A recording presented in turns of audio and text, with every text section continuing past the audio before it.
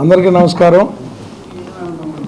ప్రజలందరూ గమనించాలి, చంద్రబాబు నాయుడు గారి అబద్ధాలు మోసాలు మళ్ళొకసారి రుజువు అవుతా ఉన్నందుకు ఆయన ఎప్పుడు చెప్పేది ఒకటి, ప్రతిపక్షంలో ఉంటే ఒకటి చెబుతాడు, గవర్నమెంట్లో వస్తే ఇంకోటి చేస్తాడు.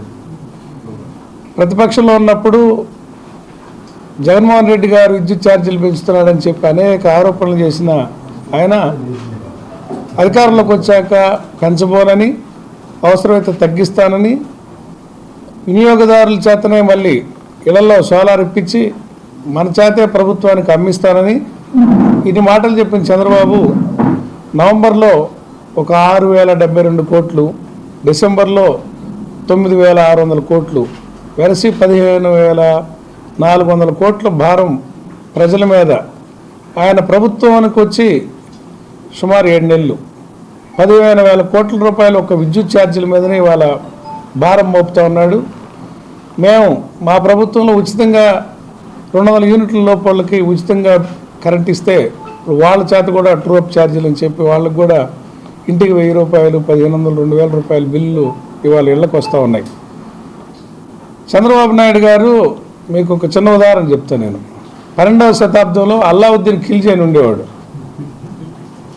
ఆయన పన్నులు వేయటంలో నేర్పరి. జిజియా పన్ను అని, అంటే జుట్టు పెంచుకుంటే పన్ను అని, ఇంకా గుర్రం ఎక్కితే పన్ను అని, ఇట్లాంటి పన్నులు వేస్తూ ఉండేవాడు 12వ శతాబ్దం. 17వ శతాబ్దంకి వచ్చేసరికి ఔరంగజేబు కూడా ఇట్లానే సంస్కరణలు అని చెప్పి వంకబెట్టి ప్రజల మీద పన్నులు వేస్తూ గొప్ప పాలకుడిని తను చెప్పుకుంటూ ప్రజల్ని హింసిస్తూ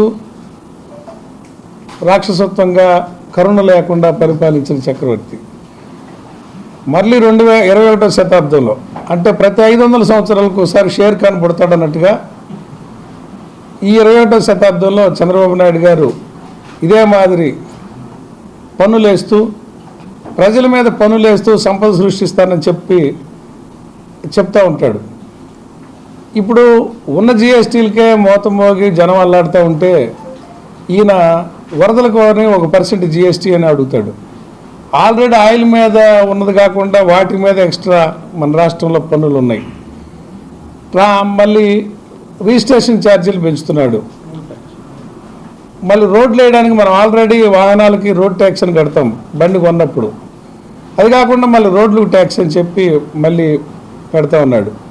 ఇట్లా ప్రజల మీద మన డబ్బులు వసూలు చేసి, మన డబ్బులు ప్రభుత్వానికి వసూలు చేసి సంపద సృష్టిస్తానంటూ ఎంతవరకు న్యాయమో ప్రజలు అర్థం చేసుకోవాలి.